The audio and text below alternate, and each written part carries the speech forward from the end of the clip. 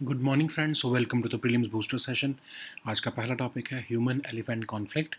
Environment के लिए topic important है। तो एक रोग एलिफेंट है अरिकॉम्बन नाम का, उसको पकड़ लिया गया है फाइनली बिकॉज ह्यूमन सेटलमेंट्स में उसने डिस्ट्रक्शन क्रिएट करनी शुरू कर दी थी। लगभग 11 लोग जो है पिछले कुछ सालों में उसकी वजह से मर गए थे। बट ये प्रॉब्लम जो है वो एनिमल से ज़्यादा ह्यूमन एलिफेंट कॉन्फ्लिक्ट जो हमारा एक सिचुएशन इमर्ज होती है उसकी प्रॉब्लम है। तो एलिफेंट आपको पता है एक हर्बीवोरस एनिमल होता है, उसको बहुत लंबी स्पेस चाहिए होती है घूमने के लिए, अपना फूड के लिए चाहिए होती है स्पेस। जनरली एलिफेंट हर्ड की जो होम रेंज होती है वो लगभग 250 स्क्वायर किलोमीटर की होती है।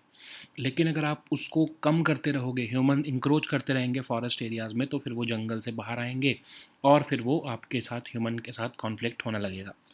तो ह्यूमन कॉन्फ्लिक्ट जो है, ह्यूमन एलिफेंट कॉन्फ्लिक्ट एक सीरियस इशू बनता जा रहा है। नंबर ऑफ़ डेथ जो है अगर हम देखें 2021-22 में, तो 535 जो है वो डेथ हुई हैं। झारखंड में सबसे ज़्यादा ये देखने को मिला है। इवन जो एलिफेंट्स हैं उनकी भी जो डेथ है वो इलेक्ट्रोक्यूशन की वजह से, क्योंकि आपकी ह्यूमन सेटलमेंट आगे बढ़ती जा रही है फॉरेस्ट के अंदर, तो ऑफ कोर्स उससे जो है एलिफेंट्स के साथ जो है वो कन्फ्लिक्ट आ रहा है। अब कैसे अवॉइड किया जा सकता है इस कन्फ्लिक्ट को? एक तो ऑप्शन है स्ट्रोब लाइट्स, मतलब जो नॉक्टर्नल वाइल्ड लाइफ है वो जनरली लाइट सिग्नल से थोड़ा दूर रहते हैं। तो ये नॉक्टर्नल एनिमल्स जो हैं खासकर, उनको ये स्ट्रोब लाइट्स का इस्तेमाल करते हुए जो है, मोशन सेंसर लाइट्स जो होती हैं उनका इस्तेमाल करते हुए ऑफ कोर्स उनको दूर रखा जा सकता है। नेचुरल बैरियर्स भी लगाए जाते हैं, बीज और हॉट पेपर्स जैसे। ठीक है, उसमें क्या होता है, एलिफेंट्स जो है वो, उनको केमिकल जो कैप्सिकिन होता है चिली पेपर्स में, वो पसंद नहीं होता। तो जनरली जो क्या होता है, फार्मर्स क्या करते हैं, जैसे तंजानिया में ऑयल और चिली पेपर्स का जो है वो फेंसिस के ऊपर जो है वो एक मिक्सचर लगा देते हैं। तो ऑफ कोर्स उनको जो है पसंद नहीं आता, तो एलिफेंट्स वहाँ से मुड़ जाते हैं। ऐसे ही एलिफेंट्स जो हैं वो बीज से भी डरते हैं।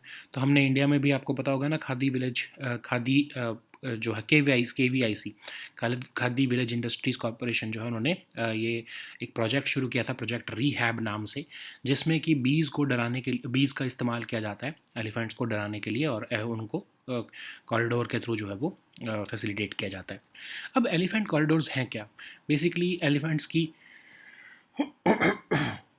मूवमेंट जो है वो गाइड करने के लिए बनाए जाते हैं, ताकि उनका ह्यूमंस के साथ कॉन्फ्लिक्ट ना आए।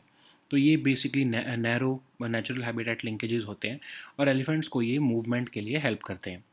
और अभी तक अगर हम देखें 2015 में के आंकड़े के हिसाब से, तो लगभग 101 ह्यूमन जो है एलिफेंट कॉरिडोर्स इंडिया में बनाए जा चुके हैं। गवर्नमेंट ने भी बहुत सारे स्टेप्स लिए हैं, जैसे प्रोजेक्ट एलिफेंट, जो कि 1992 में लॉन्च किया गया था, ताकि एलिफेंट्स की प्रोटेक्शन की जा सके। इसको 16 स्टेट्स और यूटीज़ में इम्प्लीमेंट किया जा रहा है।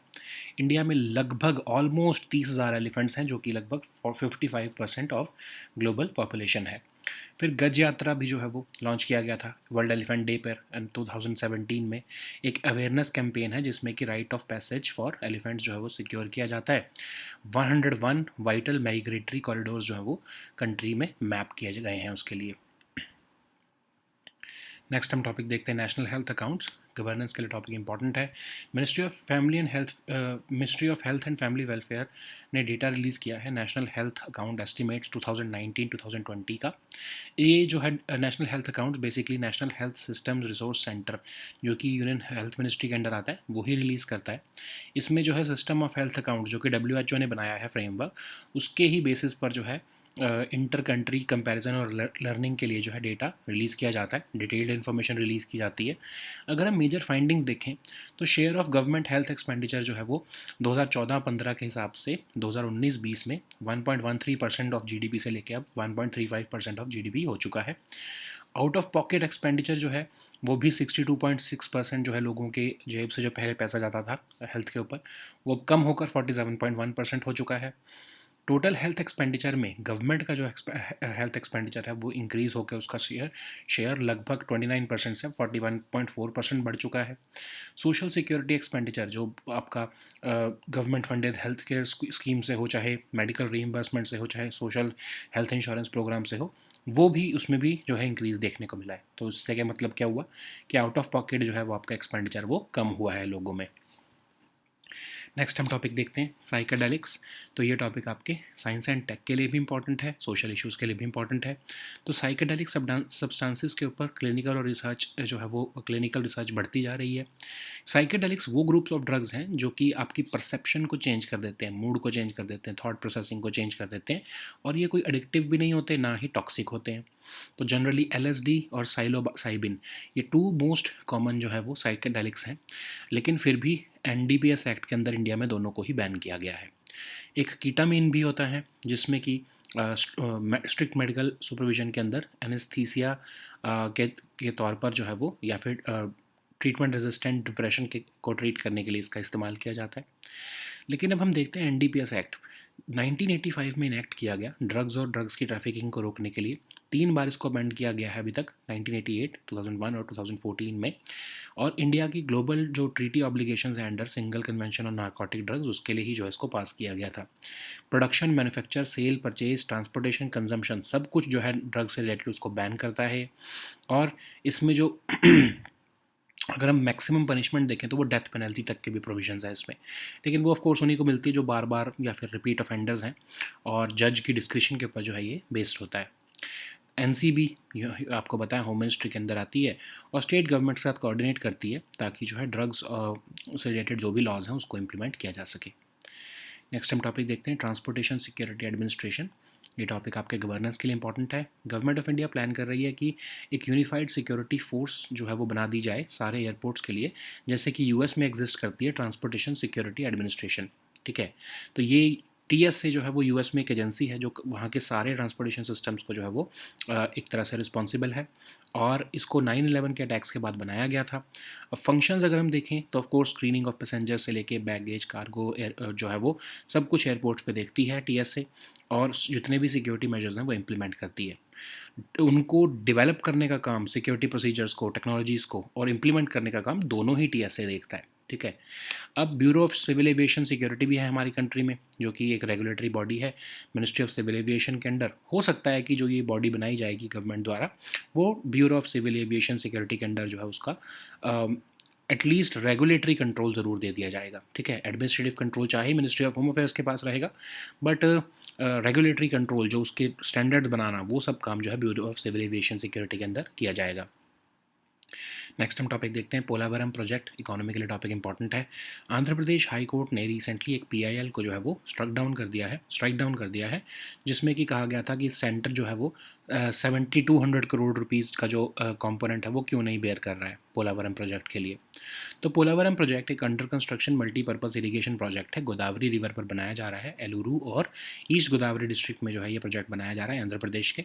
इसको नेशनल प्रोजेक्ट का स्टेटस गवर्नमेंट ऑफ इंडिया ने ऑलरेडी दे दिया है, और ये इरिगेशन, हाइड्रो पावर और ड्रिंकिंग वाटर फैसिलिटीज़ के लिए east Godavari district, Visakhapatnam, west Godavari, Krishna districts of Andhra Pradesh में फैसिलिटेट करने वाला है। लगभग 960 मेगावाट की हाइड्रो पावर भी जनरेट करेगा, और गोदावरी और कृष्णा को बेसिकली लिंक किया जा रहा है। 80 टीएमसी जो है पानी है वो गोदावरी रिवर से जो है कृष्णा रिवर में शिफ्ट किया जाएगा या फिर लिंक किया जाएगा, और जो कि आपको आंध्र प्रदेश, कर्नाटका और महाराष्ट्र में जो है ये लिंकेजेस देखने को मिलेंगी। ठीक है, नेक्स्ट हम टॉपिक देखते हैं नेशनल मैन्युफैक्चरिंग इनोवेशन सर्वे। गवर्नेंस, इकोनॉमी दोनों के लिए इंपॉर्टेंट है। Department of Science and Technology की जो सेक्रेटरी हैं उन्होंने नेशनल मैन्युफैक्चरिंग इनोवेशन सर्वे जो है उसको रिलीज़ कर दिया है 2021-2022 के लिए। अब ये जो सर्वे है ये एक जॉइंट स्टडी है Department of Science and Technology की और United Nations Industrial Development Organization की। ये इसमें 3 कॉम्पोनेंट अगर हम देखें तो 2 मेजर कॉम्पोनेंट्स हैं। फर्म लेवल सर्वे, जिसमें कि फर्म्स ने क्या इनोवेशंस और इनोवेटिव मेजर्स ली हैं उसका डेटा कैप्चर किया हुआ है। फिर है आपका एसएसआई सर्वे, जिसके अंदर मैन्युफैक्चरिंग इनोवेशन जो है वो कैसी हुई है कंट्री में, उसको जो है डेटा कैप्चर किया गया है। सबसे पहला ये सर्वे जो है 2011 में किया गया था, अब ये रिसेंट वाला 2021 और 22 का सर्वे है। United Nations Industrial Development Organization specialised agency है यूएन की, इंडस्ट्रियल डेवलपमेंट पर फोकस रखती है। इसके 4 मेजर फंक्शंस होते हैं: technical cooperation, action oriented research and policy advisory services, standards जो है जो है सेट करना इंडस्ट्रियल डेवलपमेंट के लिए, और पार्टनरशिप फॉस्टर करना। इंडिया जो है वो इसका ऑफकोर्स मेंबर है। ठीक है, नेक्स्ट हम टॉपिक देखते हैं यूनिफाइड लॉजिस्टिक्स इंटरफेस प्लेटफॉर्म। ये टॉपिक आपके इकोनॉमी के लिए इंपॉर्टेंट है। सेक्रेटरी जो है मिनिस्ट्री ऑफ कोल के, उन्होंने एक मीटिंग चेयर की है और उन्होंने कहा है कि कैसे हम United Unified Logistics Interface Platform को हम digital pay systems of the Ministry of Coal के साथ कैसे लिंक कर सकते हैं। तो ये यूलिप है क्या? यूलिप 2022 में लॉन्च किया गया था नेशनल लॉजिस्टिक्स पॉलिसी के अंडर, और कॉस्ट ऑफ लॉजिस्टिक्स को कम करने के लिए एक ये सिंगल विंडो प्लेटफॉर्म देने की कोशिश की गई है। ठीक है, इसमें क्या होगा कि मल्टी मॉडल ट्रांसपोर्ट, चाहे रेलवेज़ हो, चाहे रोडवेज़ हो, चाहे वाटरवेज़ हो, सारे के सारे जो डिपार्टमेंट्स या फिर सारे जो आपके मोड्स ऑफ ट्रांसपोर्ट हैं, उनको सारे उनके एग्जिस्टिंग सिस्टम्स को इंटीग्रेट कर दिया जाएगा यूलिप सिस्टम के साथ, ताकि एक national single window logistics portal बना दिया जाए, और फिर उसी की वजह से जो है real time monitoring of cargo की जा सकती है। ठीक है, सो नेक्स्ट हम टॉपिक देखते हैं सन हेलो। साइंस एंड टेक के लिए इंपॉर्टेंट है। उत्तर प्रदेश के प्रयागराज डिस्ट्रिक्ट में लोगों ने सन हेलो जो है वो विटनेस किया है। ये बेसिकली एक ऑप्टिकल फिनोमेना होता है, जिसमें क्या होता है कि सनलाइट जो है वो millions of hexagonal ice crystals से जो है वो रिफ्रैक्ट होती है, और उसके जो है बेसिकली ये एक कलरफुल हेलो भी जो है वो देखने को मिल जाता है। तो होता क्या है कि वाइट लाइट, आपको पता है, unique hexagonal crystals, ice crystals जो कि सर्कस क्लाउड्स में होते हैं पर लेवल के, उनसे रिफ्रैक्ट होती है, और जो है हेलो जो है वो कलरफुल दिखने लगता है। तो ये ऑफ कोर्स लूनर हेलोज जो हैं वो आपके कलरलेस होते हैं, क्योंकि मून लाइट इतनी ज़्यादा ब्राइट नहीं होती है। लेकिन जो सन के जो हेलो होते हैं वो बहुत नोटिसेबल और ब्राइट होते हैं। नेक्स्ट हम टॉपिक देखते हैं INS इम्फाल। सिक्योरिटी के लिए टॉपिक इंपॉर्टेंट है। इंडियन नेवी की थर्ड इंडिजिनस स्टेल्थ डिस्ट्रॉयर जो है प्रोजेक्ट 15B की INS इम्फाल, उसके मेडन सी ट्रायल्स शुरू हो चुके हैं। ये वॉरशिप डिज़ाइन ब्यूरो ने डिज़ाइन की है शिप, और प्रोजेक्ट 15B का पार्ट है। ठीक है, प्रोजेक्ट 15B जो है विशाखापट्टनम क्लास वॉरशिप्स हैं 4 बनाई जा रही हैं, जिसमें कि विशाखापट्टनम, मोरमुगांव, इम्फाल और सूरत जो है वो प्लान की गई हैं। विशाखापट्टनम और मोरमुगांव ऑलरेडी कमीशन की जा चुकी हैं इंडियन नेवी द्वारा। नेक्स्ट हम टॉपिक देखते हैं गैंजेटिक डॉल्फिन। एनवायरनमेंट के लिए टॉपिक इंपॉर्टेंट है। तो थिकली निटेड फिशिंग जो गिल नेट्स हैं, उनकी वजह से गैंजेटिक डॉल्फिन की जो है डेथ हो गई है भागीरथी रिवर में। तो ये Gangetic dolphin fresh water species है, और one of the few river dolphins हैं जो कि वर्ल्ड में पाई जाती हैं। खासकर गंगा, ब्रह्मपुत्र, मेघना, कर्णफुली, सांगू रिवर सिस्टम जो है नेपाल, इंडिया और बांग्लादेश के, वहाँ पर ही पाई जाती है। इसको ब्लाइंड डॉल्फिन भी कहते हैं। ठीक है, अब इसको इंडिया का नेशनल एक्वेटिक एनिमल जो है वो डिक्लेयर किया गया है ऑलरेडी। अब क्योंकि इसके लेंस नहीं होते हैं, आइज़ के लेंस नहीं होते हैं, इसलिए इसको हम ब्लाइंड डॉल्फिन भी कहते हैं।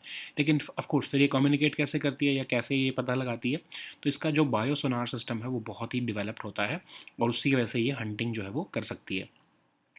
क्योंकि ये ब्रीद नहीं कर पाती वाटर के अंदर, तो इसलिए इसको हर 30 से 120 सेकंड के बीच में जो है वो पानी के ऊपर आना पड़ता है। इसको हम जो है, क्योंकि जब ये ब्रीद करती है, जो साउंड जो प्रोड्यूस करती है, उसको उसकी वजह से हम साउंड की वजह से इसको हम सूसू भी कहते हैं। ठीक है, नेक्स्ट हम देखते हैं कि इसका conservation status of course endangered है, IUCN स्टेटस। नेक्स्ट हम टॉपिक देखते हैं BCG वैक्सीन। आपके सोशल इश्यूज़ के लिए इंपॉर्टेंट है।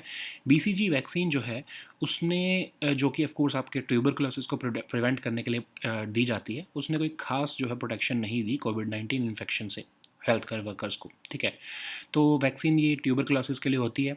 कैलमेट और ग्यूरिन इन दोनों ने मिलकर ये वैक्सीन बनाई थी, तो इसलिए इसको जो है बैसिलस कैलमेटिक ग्यूरिन वैक्सीन कहते हैं। 1921 में ये वैक्सीन बनाई गई थी, और ख़ासकर ये बच्चों को दी जाती है, स्मॉल चिल्ड्रन को दी जाती है। किसी भी 16 साल से अबव के जो है पर्सन को जो है ऑफ कोर्स ये वैक्सीन नहीं दी जाती, क्योंकि इसका कोई ऐसा एविडेंस नहीं है कि वो एडल्ट्स में काम करती है। ट्यूबरकुलोसिस जो है आपको पता है कि एक क्योरेबल और प्रिवेंटेबल डिसीज़ है। माइकोबैक्टीरियम ट्यूबरकुलोसिस की वजह से जो है ये डिसीज़ होती है। लेटेंट TB जो है आपका जो है क्या होता है कि बैक्टीरिया बॉडी के अंदर तो है, लेकिन इनएक्टिव स्टेट में है, और कंटेजियस भी नहीं है। ठीक है, पर्सन। लेकिन एक्टिव TB में क्या होता है कि सिम्टम्स भी शो हो रहे हैं, और आप ट्रांसमिट भी कर सकते हो दूसरों को। तो खासकर जो पीपल TB से इन्फेक्टेड होते हैं, उनको 5 से 15% लाइफ टाइम रिस्क होता है इल होने का TB के से। अब इसका ट्रांसमिशन जनरली एयर के थ्रू होता है। कफिंग, स्नीजिंग, स्पीटिंग, इन सब चीज़ों से जो है ये जो है वो ट्रांसमिट हो सकता है। नेक्स्ट हम टॉपिक देखते हैं बिहान मेला। आर्ट एंड कल्चर के लिए टॉपिक इंपॉर्टेंट है। कोंध ट्राइब के जो उड़ीसा में कोंध ट्राइब हैं, उनके मेंबर्स एक और जो है वो फेस्टिवल जो है वो सेलिब्रेट करना शुरू कर चुके हैं, जिसको हम बिहान मेला कहते हैं। बेसिकली एक सीड फेस्टिवल है जिसमें कि फार्मर्स पार्टिसिपेट करते हैं। जब खरीफ क्रॉप्स हार्वेस्ट हो जाती हैं अक्टूबर नवंबर के टाइम पर, उसके बाद ये दिसंबर के आसपास जो है ये फेस्टिवल सेलिब्रेट किया जाता है। और विमेन खासकर इसमें पार्टिसिपेट करती हैं, वो सीड्स को कलेक्ट करके इंडिजिनस वैरायटी के सीड्स जो है कलेक्ट करके उनको अर्दन पॉट्स में स्टोर करती हैं। उन अर्दन पॉट्स को डेकोरेट करती हैं रेड एंड वाइट मोटिव्स से, ठीक है। और बेसिकली ये इसलिए बनाया जाता है ताकि ट्रेडिशनल वेज ऑफ फार्मिंग जो है, जैसे कि मिक्स्ड क्रॉपिंग, उस पर फार्मर्स रिटर्न कर सकें। बिहान मेला एक तरह से उसके लिए अवेयरनेस जनरेट करता है। अब कोंद ट्राइब जो है वो जंगल्स और हिल्स में उड़ीसा के ईस्टर्न इंडिया में जो है एरिया में वहाँ पर पाई जाती हैं। इसमें दो तरह के अगर आपको देखें, अगर हम ब्रॉड डिविजन्स देखेंगे कि एक तो मलिया कोंड्स जो कि एक्चुअल में ओरिजिनल ट्राइबल कल्चर को अभी भी फॉलो कर रहे हैं, और दूसरे हैं वो हैं प्लेन कोंड्स। ये अभी जो है वो ओडिया स्पीकिंग पीपल के साथ जो है वो इनका कॉन्टैक्ट बहुत ज़्यादा बढ़ चुका है। तो ये बेसिकली हिंदू रिलीजन में और कल्चर में जो है वो अडॉप्ट कर चुके हैं। बहुत सी सब ट्राइब्स भी हैं इनके अंदर। इनकी जो अगर लैंग्वेज देखें तो हम कुई और कुवी हैं। इनकी जो इन लैंग्वेजेस जो है इनकी कोई स्क्रिप्ट तो नहीं है, लेकिन ओडिया स्क्रिप्ट को खासकर इस्तेमाल किया जाता है, ठीक है। सो नेक्स्ट हम so now let us see all these topics in English. So the first topic is human-elephant conflict. This topic is important for your environment section. So after a month since the forest department mobilized their personnel in the state of Kerala, the rogue elephant Arikomban has finally been captured. So he wreaked havoc in the human settlements, and he was responsible for trampling as many as 11 people to death over the last few years. But this problem is a broader problem of human elephant conflict. You know that elephant is a large herbivore animal, so he needs a vast space to roam. So generally for an elephant herd, uh, an area of about 250 square kilometer is required for its habitat. And if this habitat is constricted, so because humans start encroaching on forest areas, then of course these elephants are forced to range farther and farther afield. So this leads to the problem of human elephant conflict. It has become a very serious issue, as accepted by the environment ministry in the parliament, that a number of deaths due to elephants has been about 535 in the last year. So Jharkhand has recorded the maximum number of deaths, and even the elephants are at the receiving end. Electrocution has killed maximum number of elephants in Karnataka and Tamil Nadu. So how we can avoid this human animal conflict? So there are certain innovative ideas like this strobe lights. So in certain countries of Africa, uh, to scare off these destructive nocturnal wildlife, uh, motion sensor lights are installed. So these nocturnal animals generally they avoid such light signals, so they go back. Okay, so they do not enter into human settlements because of this. But there are certain natural barriers also, like bees and hot peppers. Elephants dislike the chemical capsicum which is found in chili peppers. So generally the farmers in Tanzania, they smother their fences with a mixture of oil and chili peppers, which of course allows the which of course these elephants do not like, and they move back, and they do not enter into the they do not cross the fences. And in India we have this project Rehab, which was launched by KVIC. We have already read about it also, that because these elephants are scared of bees, so we keep these bees around the fences, so that the voice of these bees terrifies the elephants and they go back. Okay, so what is the need of these elephant corridors? Basically these are the corridors which guide the movement of elephants, and they are linear narrow natural habitat they provide linear narrow natural habitat linkages, and they allow elephants to move between secure habitats. So these elephant corridors are also critical for other wildlife.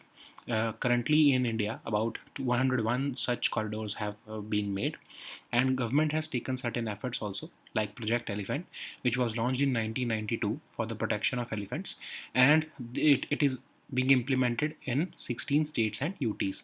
About 30,000 elephants are there in India as per the last census, which is about 55% of the global species. We have also launched this Gaj Yatra in 2017 on the occasion of World Elephant Day, and it's an awareness campaign which aims to help secure right of passage for elephants through the 101 migratory corridors. So the next topic is national health accounts. This topic is important for your governance section. Ministry of Health and Family Welfare has released this national health account estimates. So these estimates are published by the National Health Systems Resource Center under the Union Ministry of Health and Family Welfare. It is basically based upon the globally accepted framework of system of health accounts, which was launched by the World Health Organization to provide certain standards so that we can compare the national health status of countries, and it provides detailed information regarding the overall health expenditure both by public and private sector in the country. So what are the major findings of this NHA? So as per this survey, share of government health expenditure has increased in the overall GDP of the country from 1.13% in 2014-15 to 1.35% in 2019-20. Even the out-of-pocket expenditure has seen a decline from about 63% to about 47% in the last few years, and in the total health expenditure, the share of government health expenditure has increased from 29% to 41.4% almost, and we have also seen that the rise has been witnessed in social security expenditure, which is about government funded health insurance schemes, medical reimbursements, social health insurance programs, etc., which basically have a direct impact on reducing out of pocket payments. So the next topic is psychedelics. This topic is important for your social issues. So psychedelic substances have received or reinvigorated clinical and research interests. So these are basically group of drugs which alter perception, mood, and thought processing, even when the person is clearly conscious. So they are also non-addictive and non-toxic. Most of the famous psychedelics are LSD and psilocybin, but still these psychedelic substances are also banned by the government of India under the NDPS Act. Ketamine is also another psychedelic which is used for the treatment of which is used as an anesthesia or even for the treatment of treatment resistant depression. So what is NDPS Act? It was enacted in 1985, and it deals with drugs and its trafficking. So it has been amended thrice, and it prohibits the production, manufacture, sale, purchase, transportation, and consumption of many narcotic drugs. So, and the maximum punishment under this NDPS Act is death penalty, but it can only be given to repeat offenders at the discretion of judge. NCB, you know that it is working under the Union Home Ministry, and it is tasked with coordinating with state governments and other authorities with respect to enforcement of drugs laws. So the next topic is Transportation Security Administration. This topic is important for your governance section. So Government of India is planning to create a unified security security force for all airports along the lines of TSA, which is present in the US. So TSA is an agency of US Department of Homeland Security, and it is securing the country's transportation systems since 2001 after the 9/11 attacks. So what are the functions of this TSA? They are responsible for screening of passengers, baggage, cargo at airports, and implementing the security procedures. So it also basically facilitates the travel for the passengers, and it ensures that passengers are able to move efficiently through security checkpoints. Why we also want to see Bureau of Civil Aviation Security? Because it is being said that if such an agency, a unified agency, is created in India, it will most probably will receive the regulatory standards from BCAS. So BCAS is working under Ministry of Civil Aviation, and even if a unified force is created, it may be working under the administrative control of Ministry of Home Affairs, but the standards would be set by this BCAS only. Okay. So the next topic is Polavaram project. This topic is important for your environment section and economy section both. Andhra Pradesh High Court has struck down the PIL, which was challenging centre's decision to not bear the cost of about 7,200 crore of the Polavaram project. So this is an under construction multi-purpose irrigation project on Godavari River, and it is going to facilitate water to East Godavari, Vishakhapatnam, West Godavari, and Krishna districts of Andhra Pradesh.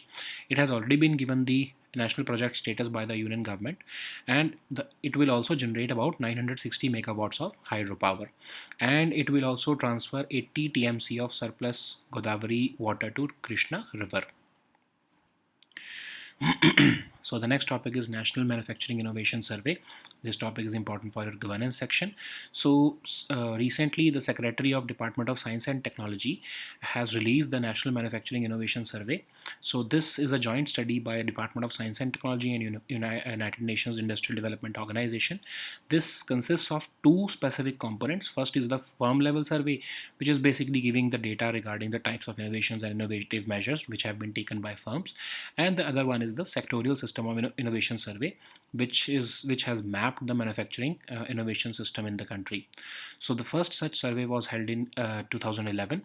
And what is UNIDO? UNIDO is basically a specialized agency of UN which is mandated to promote industrial development through its four mandated functions: through technical cooperation, research, setting standards, fostering partnerships, and India is also the member of this organization. So the next topic is Unified Logistics Interface Platform. This topic is important for your governance section. Recently, Secretary of Ministry of Coal has chaired a meeting on the possibility of integrating the digital systems of Ministry of Coal with the Unified Logistics Interface Platform, ULIP. So ULIP was launched in 2022 as part of the National Logistics Policy to enhance efficiency and reduce the cost of logistics in India. And it is basically giving visibility of multimodal transport on a single platform through which all the logistics partners like railways, roadways, even waterways, they all will be integrated within the ULIP system to create a national single window logistics portal. So this will basically provide us real-time monitoring of cargo movement. So the next topic is Sun Halo. This topic is important for your science and tech section. So recently people of Uttar Pradesh, Prayagraj, have seen the awe-inspiring phenomena called sun halo. This is an optical phenomena which happens because of sunlight refracting millions of hexagonal ice crystals. So when this white light passes through unique hexagonal ice crystals which are found in the upper level of cirrus clouds, this causes the halo to have colors, and the light gets refracted and it gives rainbow-like colors to the viewers. Unlike solar halos, the lunar halos are colorless because moonlight is not that much bright. So the next topic is INS Imphal. This topic is important for your governance security section. So recently Indian Navy's third indigenous stealth destroyer of Project 15B has started undergoing sea trials. So it is designed by the Warship Design Bureau of the Indian Navy, and it is part of the Project 15B, under which Vishakhapatnam class of warships are being made. There are four such warships: Vishakhapatnam, Mormugao, Imphal, and Surat. Vishakhapatnam and Mormugao have already been commissioned in the Indian Navy. So the next topic is Gangetic dolphin. This topic is important for your environment section. So thickly knitted fishing gill nets have caused the death of another Gangetic dolphin in Bhagirathi river. So these are freshwater species, and they inhabit the Ganga, Brahmaputra, Meghna, Karnafuli, Sangu river systems of Nepal, India, and Bangladesh. They are also called blind dolphins because they lack eye lenses. So they have already been recognized as India's national aquatic animal, and because it does not have eyes, eye lenses, they have a very developed biosonar system through which it hunts for fish even in murky waters. They produce a certain sound when they breathe. That's why the animal is popularly also referred to as susu. Okay, so its conservation status is endangered. So the next topic is BCG vaccine. This topic is important for your social issues. BCG vaccine, which is administered to prevent tuberculosis, has not actually provided any significant protection against COVID infection. So this BCG vaccine is a vaccine for tuberculosis. It was developed by Calmette and Guerin in 1921. That's why it is named after them. So it is generally given to infants and small children, and it is not given to adults above the age of 16 because it has not shown any evidence of protection to adults. So, what is tuberculosis? It's curable and preventable bacterial disease caused by Mycobacterium tuberculosis. And there are two kinds of tuberculosis: latent TB and active TB. The first one, of course, is an inactive state in which the person is not even contagious. And in active TB, the person has symptoms and it can be transmitted to others also. People infected with this bacteria have a 5 to 15% lifetime risk of falling ill with this. TB is spread from person to person through the air. Okay, so the next topic is Bihan Mela. This topic is important for our art and culture section. Members of Kondh tribe in Odisha's Nayagarh district have added one more event to their calendar of festivals, which is called Bihan Mela. It is known as the Seed Festival, and the event is participated by the farmers. So preparations begin after the harvesting of kharif crops in November period, and then this festival is celebrated in December. Okay, so generally what happens is that women collect seeds of their indigenous varieties and they store them in earthen pots which are already decorated with pots with the red and white motifs. And basically this festival is was introduced to help farmers return to their traditional ways of farming, like mixed farming or mixed cropping. What is Kondh tribe? So these are tribal groups found in the hills and jungles of Odisha in eastern India. So there are two broad divisions among them. The first, of course, is the hill or Malia Konds, which are basically following the original tribal culture, and there are plain Konds who have had extended contact with Odia-speaking people, and now they have adopted or many aspects of Hindu religion and culture. There are several sub-tribes within them also. They speak Kui and Kubi languages, which have strong similarities to Telugu, Tamil, and Kannada. They do not have any script of their own. This language does not have a script of their own, and they follow the Odia script only. Okay, so these were our topics for today. We'll meet next time with new topics. Until then, goodbye and take care.